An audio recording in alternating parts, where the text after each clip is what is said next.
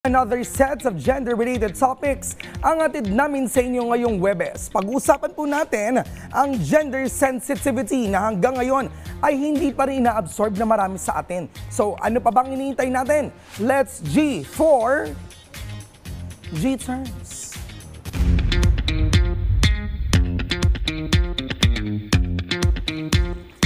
We want to know, ano ba itong gender sensitivity? Ito po ay pagkilala at pag-unawa sa mga isyong may kinalaman sa kasarian o gender. Ito ay nangangahulugan ng pagkilala sa gender bias o ang hindi patas na pagtingin o pagtrato base sa kasarian ng isang tao. Pagrespeto sa karapatan ng bawat isa, anuman ang kanilang kasarian, edad, kakayahan, relihiyon, lahi, katayuan sa lipunan, at sexual orientation. Ang tanong, bakit mahalaga ang gender sensitivity?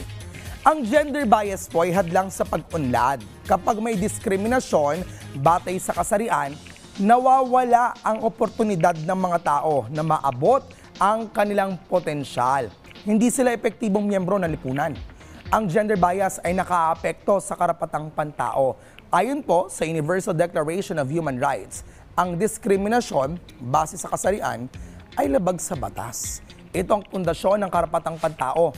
Dapat pantay ang pagtrato sa lahat.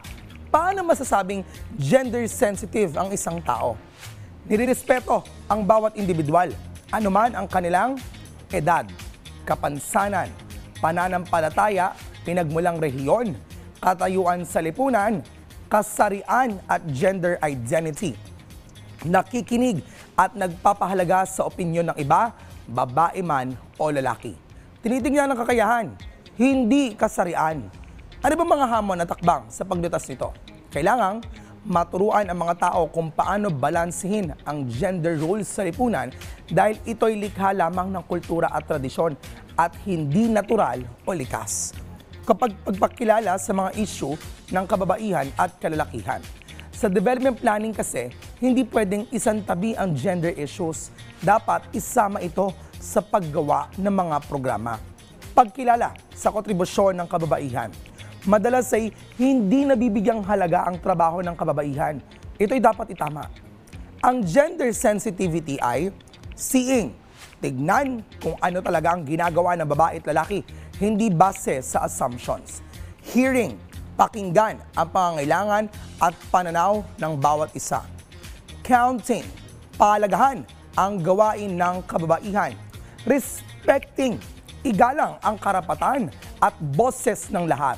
Caring, alamin at damayan ang pinagdadaanan ng bawat isa sa pamamagitan ng mga programang makatutulong sa kanila. Paalala po, ang pagiging gender sensitive ay hindi lamang tungkol sa pagrespeto.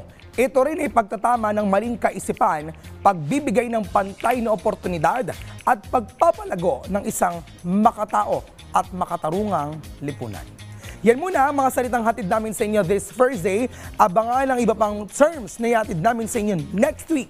Dito pa rin sa G-Terms.